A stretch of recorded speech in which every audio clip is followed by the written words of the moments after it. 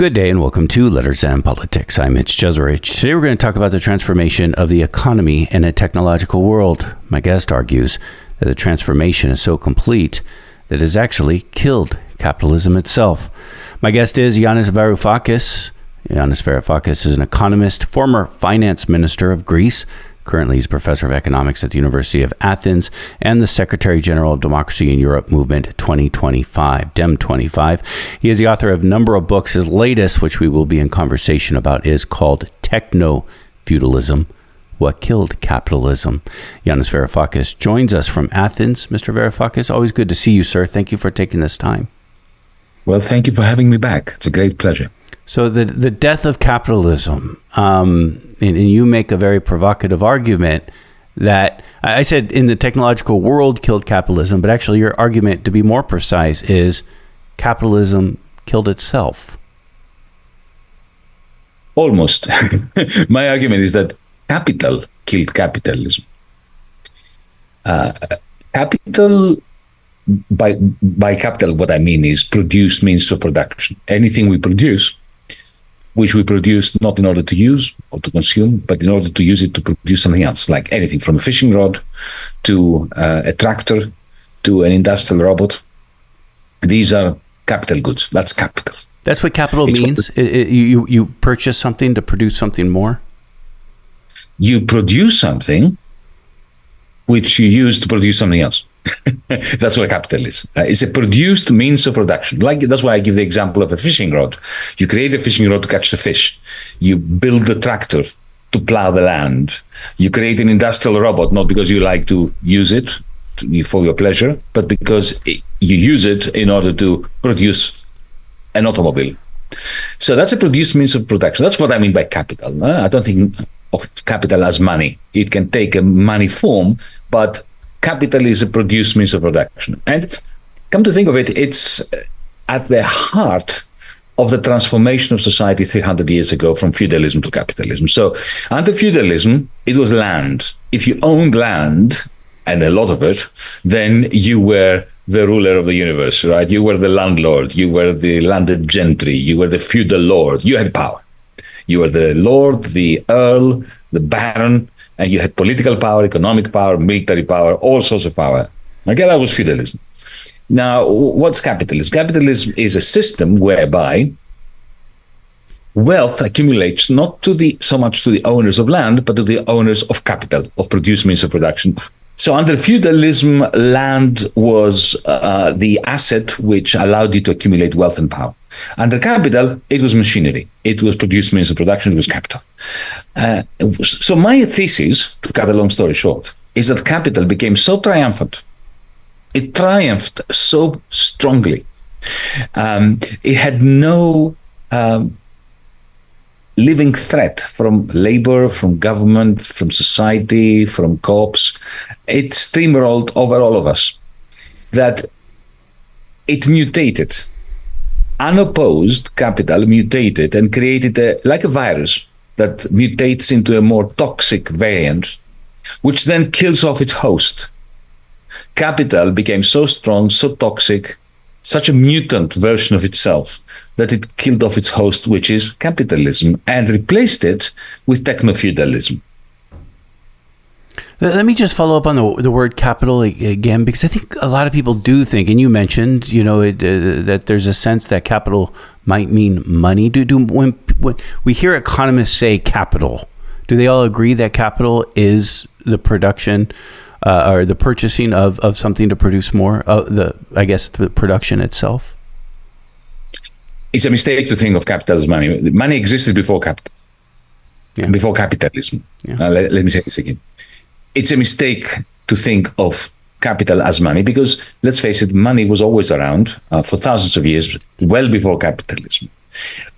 Of course, capital, if you own, you take Thomas Edison or Westinghouse or any of the great lords of capitalism in the Gilded Age, right?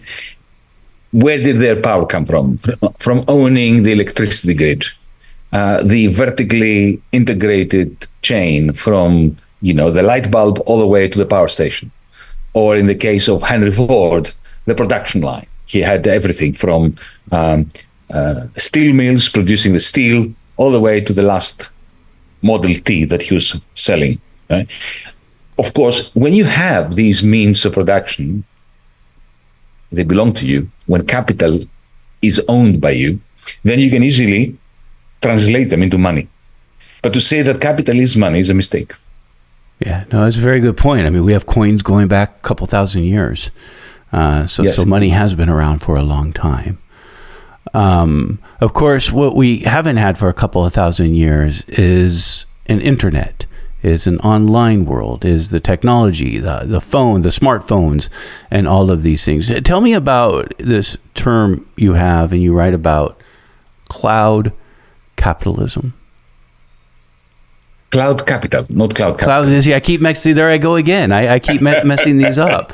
Cloud capital. Just to show that my thesis is a rather controversial one. Look, what I'm saying is this: we always had capital, even before capitalism. Like we had money, we had capital before capitalism. So we had fishing rods, and we had axes and tools and plows. These are all capital goods, produced means of production. We had them since antiquity.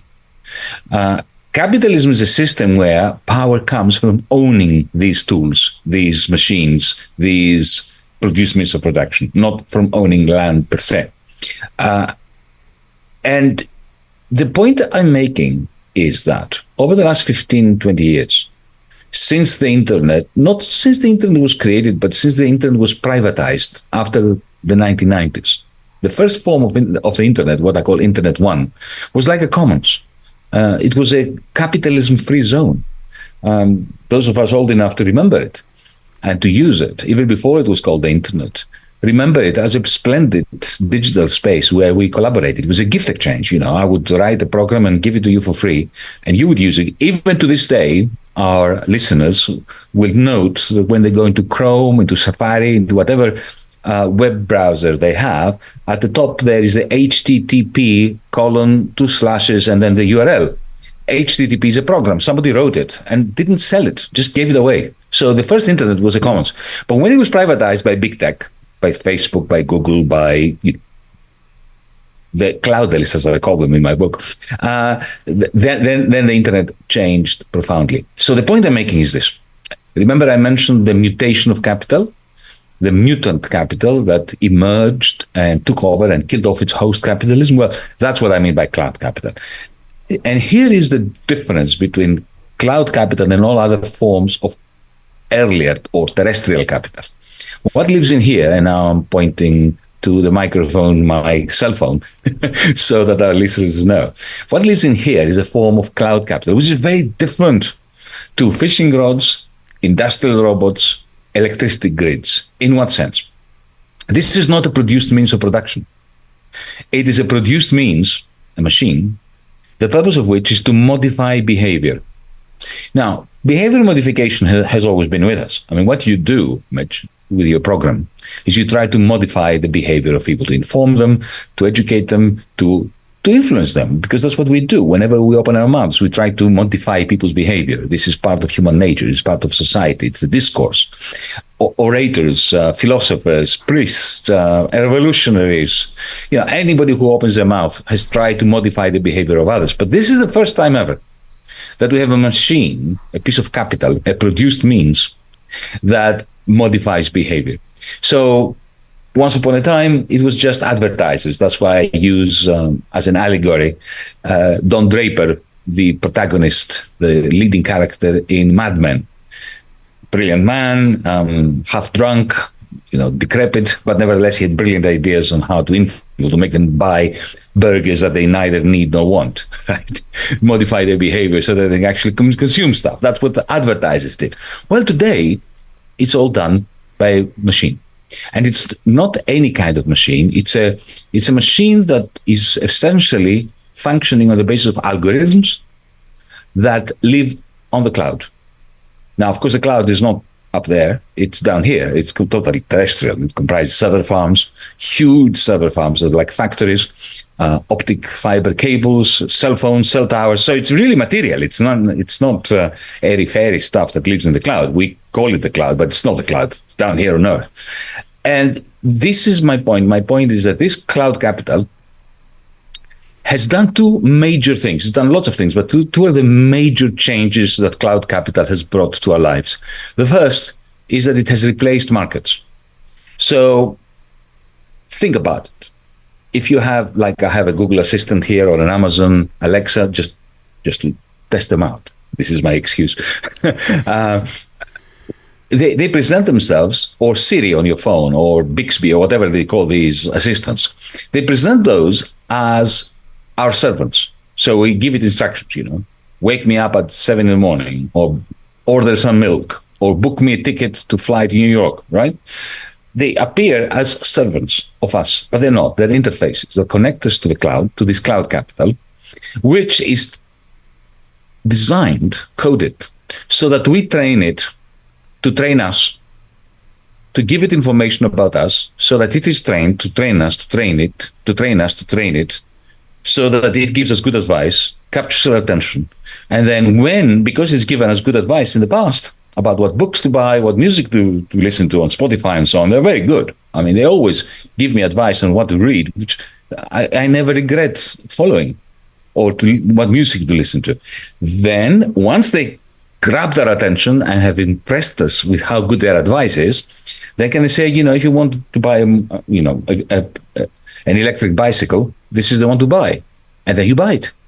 But not only that, not only has it convinced you to buy an electric bicycle, and this is a machine we're talking about, right? But it sells it to you outside the market. Once upon a time, when you watched a great, very inspired advertisement convincing you that you need a Big Mac, you had to go out of the house, go to McDonald's and buy it. Now you don't need to go to the marketplace. It is sent to you by the same algorithm that has convinced you to buy it, bypassing the market and making some crowd, I call them cloud proletarians, cloud pros, work in an Amazon warehouse to package the thing and send it to deliver it to you. So markets are out. Now we have these digital platforms, which are called cloud thieves, because they're like fiefdoms. Jeff Bezos does not sell you anything. He simply has enclosed you and the producer of the electric bicycle in the same cloud thief, and extracts 40% of what you pay, or 30% of what you pay for the electric bicycle. Bezos keeps. So the surplus value of the capitalist making the bicycle is forfeited as a form of rent by the new landlord, the cloudalist, the techno-feudal lord, Jeff Bezos. That's no longer capitalism. Welcome to techno-feudalism. Jeff Bezos is a landlord. Amazon is... Yes. He's the landlord of a digital space, of a cloud capital-made fiefdom. When you coming back to the algorithms, knowing our preferences, we train it to train. Well, you said we train it to train us. Are you to train it to train us to train it ad infinitum? Yeah, it's a totally dialectical relationship we have with them, with these machines, all the time. It's real time. So does that take it to the next step of and purpose step, do you think, of trying to influence us to buy things we otherwise wouldn't buy? Well, that's what the advertisers always did. So this is not new. Yeah. Don Draper, Mad Men, again, that was his business. His business was to convince you to buy something that you neither need nor want. And they were very successful at that. In the 1950s and the 1960s, the affluent society, to use John Kenneth Galbraith's term, was based on that, on making you feel that you are doing something that you really want, by buying more and more stuff. But in the end, you felt like a guinea pig running on a treadmill. So the faster you went, you didn't get anywhere. So that's consumerism. The profound difference under Techno-Feudalism is that now this is not something that has been created for you by a machine. It is something that has been created for you by this constant feedback between you and the machine that is doing two things at once. It is imputing desires into your head and selling the stuff that satiates those desires. That is unique. That is new. That wasn't happening in the 50s, wasn't happening in the 60s, and that the fact that we now have a piece of capital that can modify our behavior, that is monstrously radical. To buy more. Modify our behavior to buy more. To buy more, but not, Mitch, not just to buy more, but also to get us to produce and reproduce that cloud capital on behalf of the cloudless, of the owner. Because think about it. Every time you go on Amazon.com, not only do you buy stuff, right, but you also post reviews. By posting reviews, you are adding to the cloud capital of Jeff Bezos. Every time you tweet on X, we call it X now, Elon Musk's X, you are adding to the capital stock, to the cloud capital of Elon Musk. So that is also unique. That has never happened before, because in the past, capital goods were being produced by wage labor. So if Henry Ford wanted a new machine that sort of forged metal in a way that was conducive to building the Model T, he would have to order it from the manufacturer of this machine, who would then need to hire waged labor. Now, you and I and our listeners are manufacturing cloud capital surreptitiously without even realizing it. Maybe we're having fun doing it, tweeting or posting videos on TikTok or on Instagram, whatever. But it doesn't matter whether we're doing it voluntarily, happily or not. We are producing cloud capital for the people who use the cloud capital to extract magnificent rents, cloud rents, from the rest of society. And that is not an ethical point I'm making. It is an economic point and a sociological point, because given their immense power to extract this money from the economy, from the circular flow of income, this money disappears because, if you give Jeff Bezos $1 billion, he won't even notice it. It won't register in his mind. If I give you $1 billion, you will notice it, right? If you give Jeff Bezos $1 billion, it won't compute, right? Which means he cannot spend it. So it will sit there idly in somewhere in his financial circuits. It will not be invested, it will not be spent in the local shops. So this money comes out of the circular flow of income, and it dampens the living standards of everyone and aggregate demand, as we economists say, right? So which means that as a result of this, the Fed has to print more money, even if you have inflation. So the crisis of the system we live in, which are called Techno-Feudalism, you can call it capitalism, it doesn't matter what we call it in reality. That crisis gets deeper. The booms and busts get heavier, and the capacity of society to reproduce itself in a meaningful way, to produce social care, education for the many, health and so on, diminishes. Also, it creates huge geostrategic tensions, because if you think about it, there are only two countries in the world that have cloud capital, the United States and China. And that, for me, is the reason why we now have this heightened new Cold War, which may become a thermonuclear war. So to understand the way cloud capital is changing the world and is transforming capitalism into what I call Techno-Feudalism, you can call it something else, is to understand everything that is threatening us in our communities, but also globally.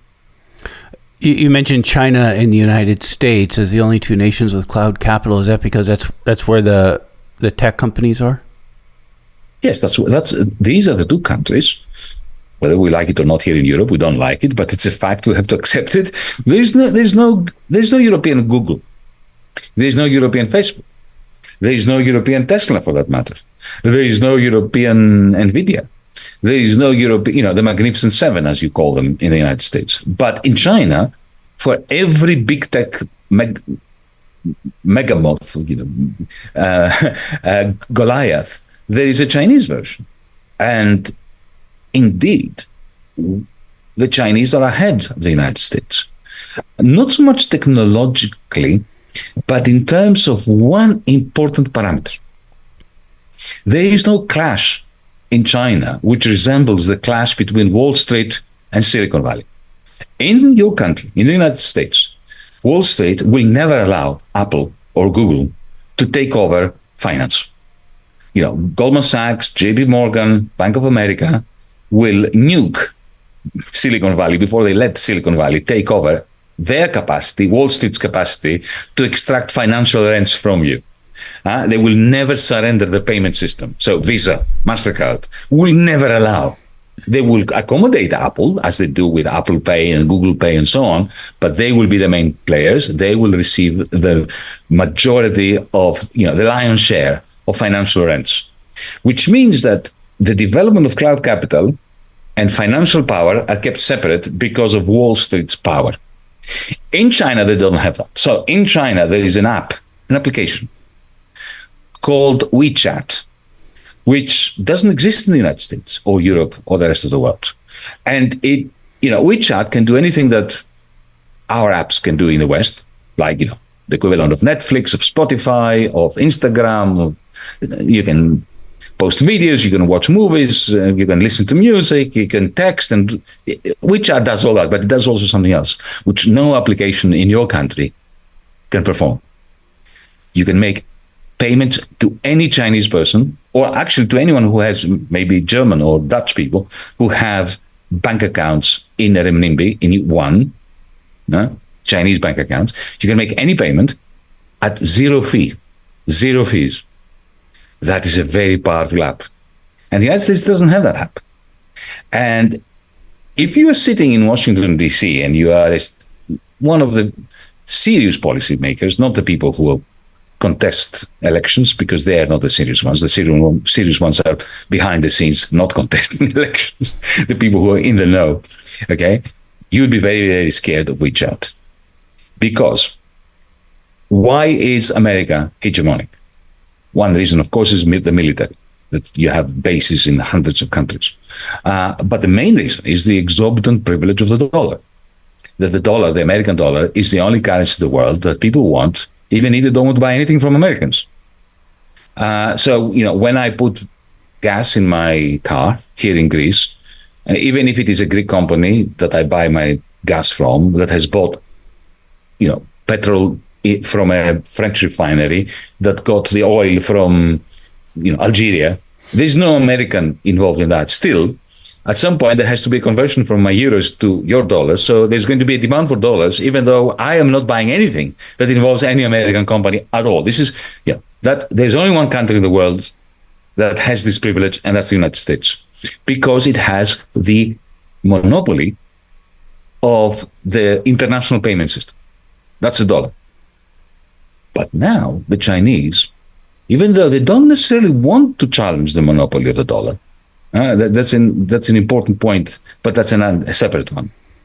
Even if they don't want it, they have WeChat, and they have the digital currency of the Central Bank of China that offers a free international digital instantaneous payment system.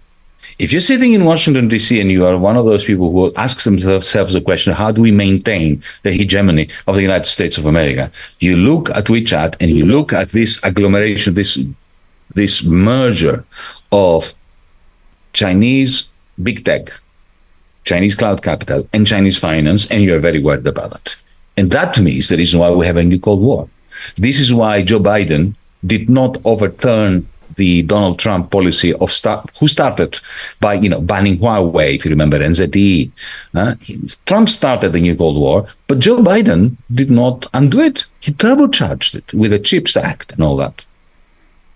Well, tell me the actual threat and the power of what it means to have an app that you can make payments without fees. I mean, obviously, as just a regular person, I'm like, well, I would like that, like not to have to pay, or to increase the price of whatever I'm paying for. In the West, in the United States, but also in Europe and elsewhere, we have surrendered the monopoly of our payment system to private bankers. And we don't even think about it twice. It is absurd what we've done. It's like, giving every road and every sidewalk to one company that charges you for using it. It is crazy. And if you're sitting in Wall Street, you're laughing all the way to Wall Street, from Wall Street. You think, my God, I mean, these idiots out there, these Muppets, they've given me a monopoly over their own money. Yeah, today, if you want to go to Starbucks and get a coffee, you need to have a bank card. So to use your own money, you need to open an account with a private company that charges you to use your own money. And what is the cost? Once upon a time, where there were, written checks and paper money, and there had to be tellers that give you the money out. Okay, there was a cost involved. Today, there's no cost. When when you waive your Google Pay over the counter at Starbucks, it costs Google, it costs the Bank of America zero, precisely zero. The cost of that transaction is zero, and you get charged, or the shop gets charged, or both of you get charged. Now that is a remarkable scheme or scam on behalf of Wall Street. Now, in China, they've done away with that. They've done away with that because the Chinese Communist Party decided they will do away with that. So WeChat allows you to make free payments. So they had it and did away with it? Pardon? China had it? China had that kind of a system with fees, and then they did away with it? Yes, of course. And they did away with it because they allowed WeChat to be used in order to make free payments. So imagine if in the United States you allowed somebody to create an app on your phone that allowed you to make you free payments. Then suddenly your banker would not be able to charge you fees.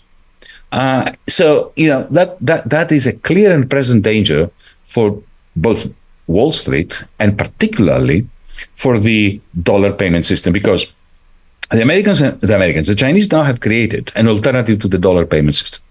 But allow me to startle you with my theory as to why has this not replaced the American payment system yet. There are various reasons, but the main reason, and this is how I'm going to try to startle you, is that the Chinese capitalists do not want that. The Chinese capitalists really want to keep the dollar at the top of the pyramid. The reason is, if you're a capitalist in Shanghai who produces aluminum, right? You have a factory producing aluminum. Who do you sell it to? To the United States. Now, why can the United States buy your aluminum, given that the United States is in the red? Your government is in the red. Your country is in the red. You have a trade deficit, right? What allows you to maintain this huge trade deficit and huge budget deficit and not have an economic crisis? Other crises, if they are in the red, they have other countries, if they're in the red, they have a major crisis, like Greece has and will have. Well, what allows you is the exorbitant privilege of the dollar. You print dollars. You can print the money. You IOUs, and you buy the aluminum from. So the Chinese capitalist knows that his profits depend on your capacity to dominate the world with your dollar. So the Chinese capitalist does not want the American dollar's hegemony to be sidelined. But when the United States starts a Cold War against China, when President Biden starts using the justification of the Ukraine war to essentially confiscate hundreds of billions of dollars of Russian money, I'm not judging that, whether he should have done this or not. I don't care about the money of the oligarchs. I wish every oligarch's money was confiscated. But I'm simply making the factual point that the moment the United States and Europe confiscate 400 billion US dollars of the Russian central bank, if you were an Emirati, a sheikh in Abu Dhabi or in Saudi Arabia, sitting on a pile of lots and lots of dollars, don't you start worrying? Don't you start thinking, okay, today they didn't like the Russians and they took away their dollars, maybe they will not like me tomorrow. So you start hedging your bets. So you're not going to go all in, take all of your dollars and take them to the Chinese digital currency system. No, but you will take 10% to hedge your bets. You want to diversify, right? Diversify, I suppose. Diversify, that's what hedge funds do. So this is what's happening already. So the American policy of confiscating the Russian money and of embarking on a new Cold War with China is giving the Chinese digital payment system, it makes Chinese cloud capital far more significant. And the more significant Chinese cloud capital becomes, the more agitated people in Washington, D.C. are, and the greater the escalation of a new Cold War against China. So cloud capital, I insist, and that's my story and I'm sticking to it, needs to be understood in order to grasp not only what happens in our own backyard, but also this geopolitical tension, which we feel is pushing us on the edge of even a nuclear war. What is that fear that pushes it towards? I mean, you laid out the dynamic, and I get the dynamic that you're talking about. What you have in China, what you have in the United States, the payment system. I kind of get that, of course, but I largely get it. But why would that cause leaders in Washington, D.C. to react so strongly? They understand that American power, American hegemony, depends on the monopoly of international payments. They know that. It doesn't depend so much on the prowess of American business, on not even the American military. You see, back in 1971, Henry Kissinger was at a time when Richard Nixon was president, had been president for a couple of years. He was not at the State Department yet. He was leading the National Security Council. And he was very worried because, as we know, Henry Kissinger was the man that epitomized the thinking, the geostrategic thinking of the American government.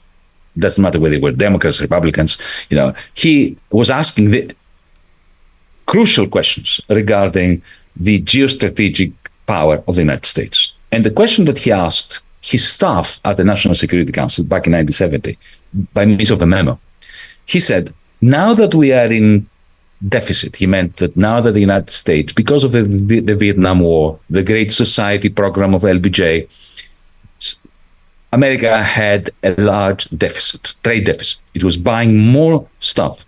It was paying more dollars to foreign capitalists selling stuff to the United States than it was receiving from selling American goods to the rest of the world. And Kissinger understood that when an empire goes into the red, its decline begins. Whether this was the Roman Empire, the Spanish Empire, the Dutch Empire, the British Empire. The moment those empires went into the red, they started declining. And that started in 1968, 1969 in the United States. So his great concern was, we are now in the red. How are we going to stop ourselves from declining as a power? And a youngish man at the time, you will remember him, Paul Volcker, who later became the chairman of the Fed, who was working for him in 1970 as an advisor at the National Security Council and then an undersecretary in the Treasury Department. He wrote back a very short answer, which was spot on. He said, what we must do is we must not practice austerity. We must not do any belt tightening because that will create a recession that will precipitate an even faster decline in the United States. What we must do is we must make sure that the capitalists from the rest of the world pay for our deficits, which is exactly what has been happening in the last 3-4 decades. Think about it. The United States has a trade deficit. Who pays for it? Well, it is the German exporters who export Mercedes-Benzes to the United States. It's the Chinese capitalists who export all that stuff to the United States. They get in return what? Dollars. Now, they cannot spend those dollars in China or in Germany. So what do they do with this money? They take it to Wall Street, where they invest in US treasuries. In other words, they lend their profits to the American government, or they buy real estate in Miami or in California. Or that is a great boon to American rentiers. Or they buy shares in companies in which the American government, the federal government, allows them to buy shares in, not all of them, right? So this is amazing recycling. The deficits of the United States become the strength of the United States, but that relies on one assumption, that the dollar is the main payment unit. And the dollar system, digital system, is owned by the United States. So when they started looking at the world from their ivory towers in Washington, D.C., and started realizing that the Chinese, unlike the Japanese, unlike the Germans, unlike the French, unlike the Indians, were developing cloud capital, which could, because it's merged with Chinese finance, unlike the United States, that this cloud capital could threaten the monopoly of international payments. That was the greatest threat for American hegemony. And at that point, they unleashed the new Cold War against China. And yet, you write this, Yanis Varoufakis, in your book, Techno-Feudalism, cloud capital is spurred, well, spurred is the word I'll use, but you can correct me, is early on, key players in creating it are G7 countries, central banks, and the Federal Reserve. Yes, but that's completely unintentional. You know, this is how history proceeds. Very often, history proceeds through the power of unintentional consequences. So you will recall it very vividly, even more vividly than me, that in 2007, 2008, Wall Street went pear-shaped. For reasons, let's not get into why. Wall Street collapsed. And very soon after that, you had Hank Paulson in the Treasury under George W. Bush. And then immediately after that, it was Obama and Tim Geithner in the Treasury. They started printing masses of money and in order to finance and fund the bailouts of the bankers. That wasn't enough. So in April of 2009, the G7 met in London under the chairmanship, the aegis of Gordon Brown, the then British Prime Minister. So everybody was there: Obama, Tim Geithner, Larry Summers on behalf of the United States, the Bank of Japan people, the Japanese government, the British government, the Bank of England, the European Central Bank, the Chancellor of Germany. They were all there. And they decided to save the bankers collectively. So they gave the order of the green light to their central banks, the Fed, the ECB, the Bank of Japan, the Bank of England, the Bank of Switzerland, the Bank of Sweden, and so on, to print, in my estimation, around 36,000 billion. That's 36,000 billion is $36 trillion to give to the financiers. Between 2009 and 2022, that's how much they printed to give to finance. Now, at the same time, you will also recall, they were practicing austerity for the many. So social services were being cut, wages were stagnant, healthcare was suffering all over the West. Here in Greece, we were the champions of austerity, but you had it too. You had your fair share of austerity. The British had it, the Germans had it, the Italians had it, the Spaniards had it. So this is the magnificent juxtaposition. 36 trillion for the financiers, austerity for everybody else, or almost everybody else. Now, when you practice austerity, essentially people don't have money. So imagine you are the CEO of Ford, General Motors, General Electric, or Volkswagen in Europe. And you look out of your window and you see the masses, the hoi polloi, having very little money. And at the same time, you get a phone call from the Bank of America. In the case of Ford, let's say, right? And it says, hi, Mitch, I have 500 million for you. It was printed by the Fed. They're giving it to me to give it to you so that you can do good things with it, invest and so on, and create jobs. Do you want it? You look out there and you look at the people who are impecunious, that just don't have the money to buy something like a Ford version of the Tesla, an expensive, high-tech car. So you say, no, I don't really want it. And the Bank of America guy says, but I have 500 million for you. I'll give it to you for free. 0 interest rate. Because the Bank of America was getting at a negative interest rate from the Fed. So even if it gave it to you for free, the Bank of America was making money. So you say, okay, all right, give it to me. Now you have 500 million. You don't want to invest it because the money out there are impecunious. So what do? You go to Wall Street and you buy back Ford shares. You're Ford. You take money from the state through the Bank of America and you buy back Ford shares. The Ford share price goes straight through the roof. Your salary, your bonus as the CEO of Ford, not just of you, but all the members of the board of directors, is linked to the share price. So you're laughing all the way to your own bank, okay? But you haven't invested anything, right? The only capitalists who actually invested were the cloud capitalists, the ones who had cloud capital. Jeff Bezos, Mark Zuckerberg.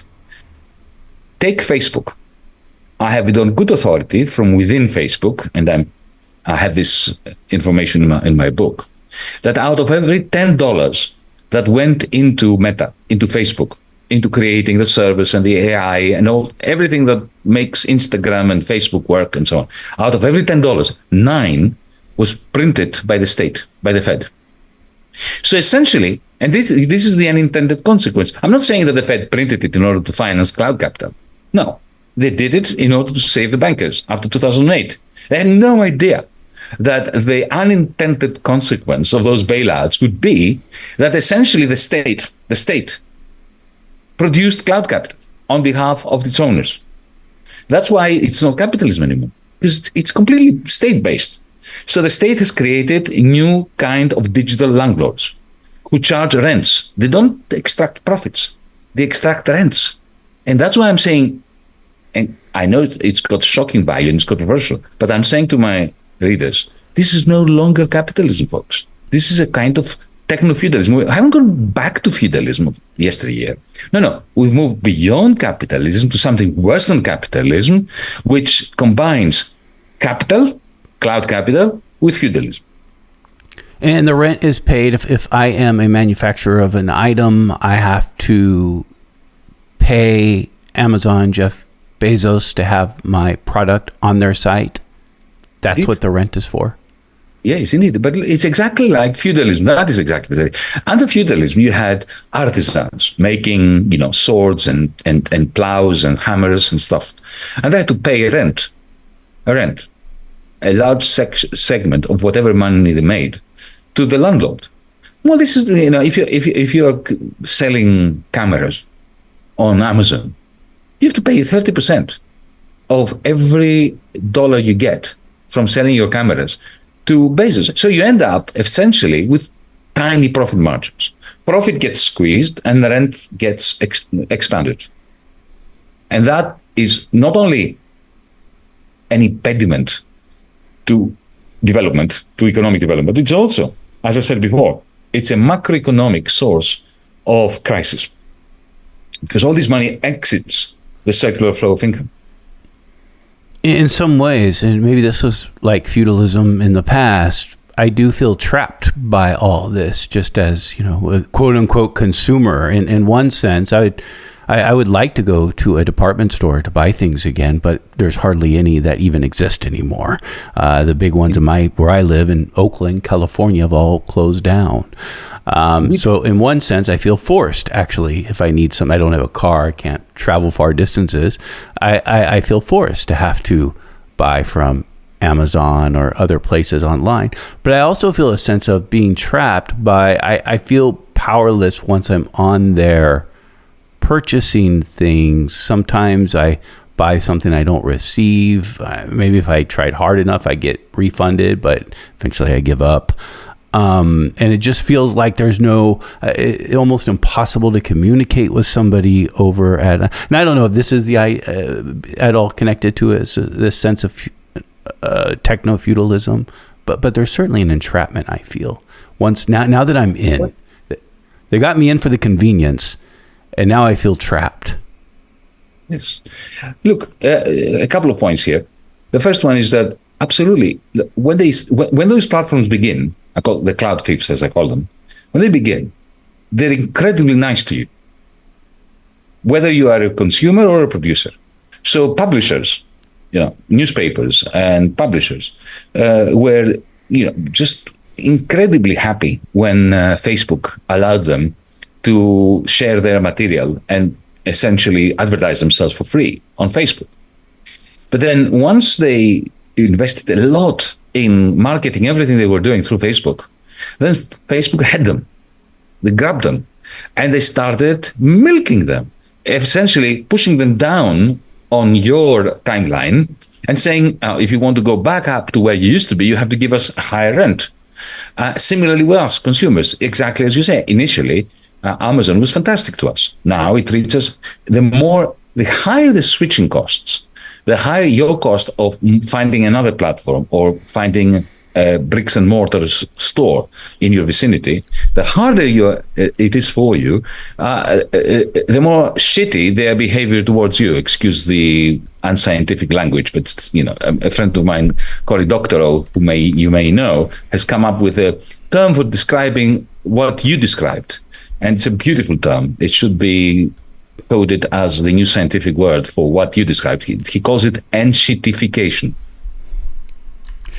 I hope people get it. It'll be on our video online, but we have in America, we have like these really strange rules where over terrestrial, you could say expletives on cable, you could say it in the internet, but gosh darn it, if you said it over terrestrial radio, it would just threaten the moral fabric of the entire society. So those parts, they'll have to put little beeps over those areas, but I think most people will understand what you were saying. Yanis Varoufakis, thank you for taking this time to join me today. I really enjoyed it, Mitch. Thank you so much. Again, Yanis Varoufakis has been our guest. His book is called Techno-Feudalism, What Killed Capitalism.